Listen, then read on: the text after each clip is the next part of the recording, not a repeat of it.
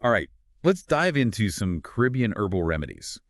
We're going to put those over-the-counter meds aside for a bit and explore what's basically a Caribbean pharmacy, all natural healing power.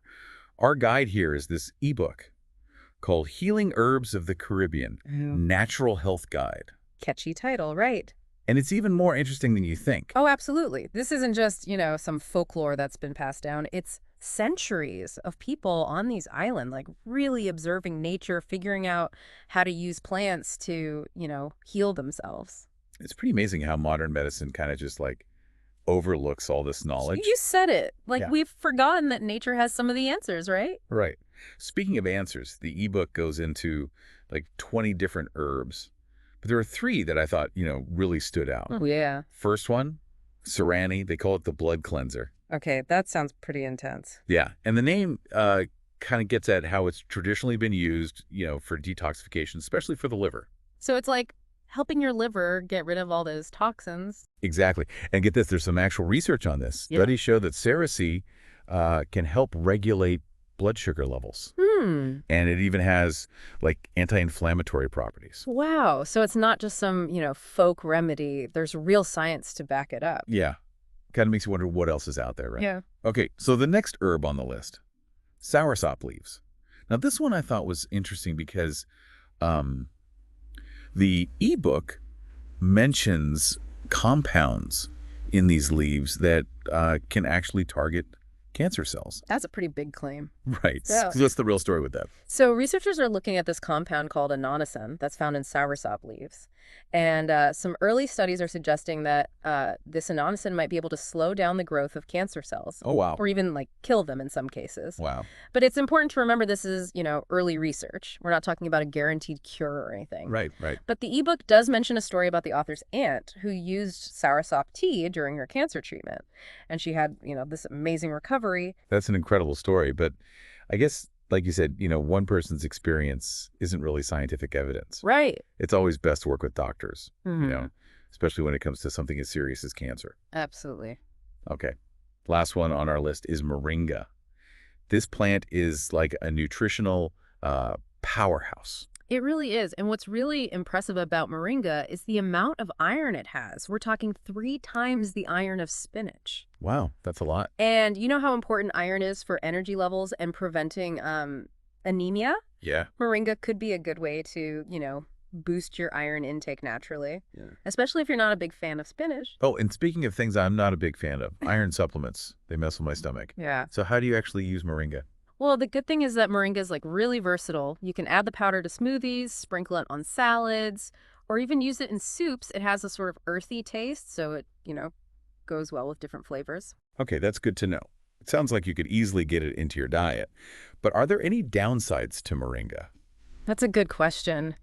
And it's a good time to talk about responsible herbal use. These Caribbean herbs can be great, but they're powerful. Just because something's natural, it doesn't mean it can't have side effects or, interact with other medications you're taking. For example, too much moringa can cause like digestive issues. So moderation is key, like with most things. Sounds like we need to be careful about the dosage and make sure it doesn't clash with anything else we're taking. Hmm. Should we always check with the doctor before trying a new herb, even something like moringa? I think that's a good idea, especially if you have any health conditions or are already on medication. A doctor or a qualified herbalist can help you figure out the right dosage and make sure it's safe. It's pretty cool how all these traditional practices are being rediscovered and actually studied by scientists now. It's like bridging the gap between, ancestral wisdom and modern medicine. Exactly. And that's what's so exciting about all this. It's not just individual herbs, but a whole system of natural healing that's been around for centuries. A reminder that nature has a lot to teach us and that by listening to it, we can, potentially feel a lot better. Okay, so we've talked about these 3 Caribbean herbs, Cerecy for cleansing, soursop leaves and their potential with cancer cells, and moringa for all that iron. But that's just the beginning. The ebook goes into 17 more herbs, each with their own benefits and uses. It's a whole world to discover. It is. And what's really cool is how these herbs are, woven into Caribbean life and culture. It's not just about treating symptoms. It's about maintaining balance, connecting with nature, and honoring traditions. That's a really nice way to think about it. Hmm. It's a much more holistic approach to health, Acknowledging that our well-being is connected to nature makes you wonder how using some of these remedies could make you feel better, right? Something to think about. But we'll come back after a quick break to dive deeper into the world of Caribbean herbal traditions. So we were talking about responsible use of these herbs before the break, and how even natural remedies can have side effects or maybe interact with other medications. Yeah, it's important to approach them carefully. They can be really powerful and have a big effect on your body. It's not about just ditching conventional medicine completely. It's more about finding a balance, integrating these traditional practices with a holistic approach. Right, working with your doctor to come up with a plan that combines those traditional remedies with modern medical treatments as needed. Exactly. Finding what works for you, taking your own health history and medications into account. When I think about the Caribbean, I think about the vibrant cultures and traditions and this deep connection to the land. It makes sense that their approach to healing would be, all about those connections too. Oh, for sure. These herbal traditions are part of the fabric of Caribbean life, passed down through families and communities. It's not just about treating the symptoms, it's about a sense of, well-being that includes your mind, body, and spirit. It's a real living legacy, a testament to the resilience of the Caribbean people. They've developed this amazing knowledge base over centuries just by carefully observing nature and how to use it for healing. And what's so interesting is that now a lot of these practices are being backed up by modern research. We're starting to understand why they work, identifying the specific compounds that make them effective. So it's almost like we're rediscovering a lost art, bridging that gap between ancestral wisdom and modern science. It's pretty exciting to think about how these remedies could help us. It really is. And it kind of reflects this bigger change in how we think about health in general. We're moving away from just focusing on symptoms and toward this more holistic view, recognizing how everything is connected. So it's not just about treating the physical body, but getting at the root cause of illness, finding balance and harmony within ourselves and with nature. Exactly. And these Caribbean traditions give us a framework for understanding how to do that. They teach us to respect the power of nature, to listen to our bodies, and to seek healing from within. For a lot of people, the idea of using herbs for healing can feel a bit intimidating, right? There's so much information out there. It's hard to know where to even begin. What advice would you give to someone who's curious about, trying these Caribbean remedies but doesn't really know where to start? That's a great question. I would say start by educating yourself. Read books like Healing Herbs of the Caribbean. Talk to some herbalists. Do some research online. But I think, most importantly, listen to your intuition. Don't be afraid to experiment a little and see what feels right for you. Start with maybe one or two herbs that stand out to you and slowly add them to your routine. So it's more about taking it slow, being mindful of how your body's reacting, and finding what really works for you. Exactly. And remember, it's a journey. There's no need to, rush or try to become an expert overnight. Just enjoy the process of discovering these plants and how they can make you feel better. I like that. It's about embracing the journey, trusting your gut. This makes me think of something from the ebook. The author writes, Caribbean herbal traditions are not just about remedies. They're about stories, rituals, and a deep connection to the land. It's about more than just taking a pill or making a tea. It's a way of life, a philosophy that honors how everything is connected. That's a beautiful way to put it. And it gets to the heart of what we've been talking about. Healing isn't just about fixing what's broken. It's about nurturing the sense of wholeness, balance, and harmony within ourselves and with the world around us. We've talked about responsible herbal use, the cultural importance of these Caribbean traditions, and their potential benefits. But I'm curious, have you ever used any of these herbs yourself, experienced the benefits firsthand? Actually, I have. I've been adding moringa to my diet for a while now, and honestly, I've noticed such a difference in my energy. I used to crash in the afternoon, but ever since I started adding moringa to my smoothies, I feel way more energized and focused throughout the day. And I've also tried cerasi tea. It's an acquired taste for sure, kind of bitter, but I felt so refreshed afterward, totally revitalized. That's great. You're speaking from experience. That's awesome. I'm definitely going to have to try some of these myself. Before we wrap up, I want to leave our listeners with something to think about. We've been talking about the benefits of these herbs, but what about the bigger picture? What if this growing interest in traditional healing is more than just a trend? What if it's a sign of a bigger shift in how we think? Interesting. What do you mean?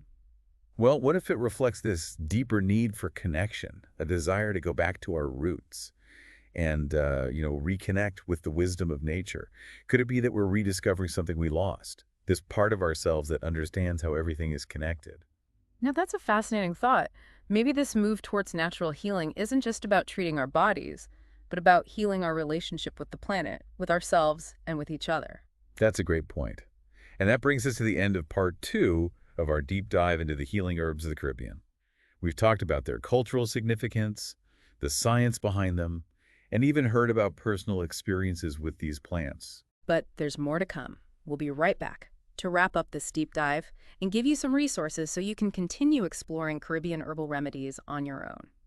So we were talking about this idea that maybe this renewed interest in traditional healing practices could be a sign of something bigger, like a shift in our thinking, a greater awareness of nature and how connected we are to everything. Yeah, it's a really interesting thought, right? Maybe it means people are looking for a more holistic way to be healthy, one that considers, not just our physical health, but our emotions and spirit too, and how we relate to the natural world. As we wrap up this deep dive into these Caribbean herbs, I just feel this sense of awe at how rich and complex these traditions are. These remedies are more than just plants, right? They represent a whole cultural legacy, a way of life that's been passed down for generations. For sure, and it's a legacy that's available to all of us, no matter where we come from or what our background is. These herbs offer a different perspective on health and healing, one that focuses on prevention, balance, and living in harmony with nature. So what can we take away from all this? How can we apply this wisdom to our own lives, even if we don't live on a tropical island? Well, I think one of the biggest lessons is to slow down, pay attention to our bodies, and reconnect with nature. These traditions teach us to trust our instincts, to notice the rhythms of nature, and to find healing from within. It's about moving away from just treating symptoms and focusing on our overall well-being, finding that balance and harmony in our lives, and remembering that we're a part of nature, not separate from it. Exactly, and recognizing that plants have this incredible power to help us be healthy. These herbs provide this gentle yet potent way to address imbalances, boost our energy, and strengthen our bond with the earth. So for our listeners who are, feeling inspired to learn more about these Caribbean herbs, where would you recommend they start? I would definitely recommend checking out the ebook we've been discussing, Healing Herbs of the Caribbean, Natural Health Guide. It's a great resource that has detailed information on each herb, how they've been used traditionally, recipes, safety guidelines, you name it. It's like having a personal guide to this amazing world of natural healing. And remember, this deep dive has really just scratched the surface. There are so many other resources out there, books, websites, even local herbalists and practitioners. Don't be afraid to dig in, explore, and find what works for you. And as always, it's important to approach these herbs with respect, be mindful, and consult with qualified healthcare professionals, especially if you have any existing health conditions or are currently taking medications. Well said. So to all our listeners, we encourage you to embrace the wisdom of these Caribbean herbal traditions, reconnect with the healing power of nature, and embark on your own journey of discovery. You never know what you might find. Until next time, keep exploring, keep learning, and keep your minds open to all the wonders around us.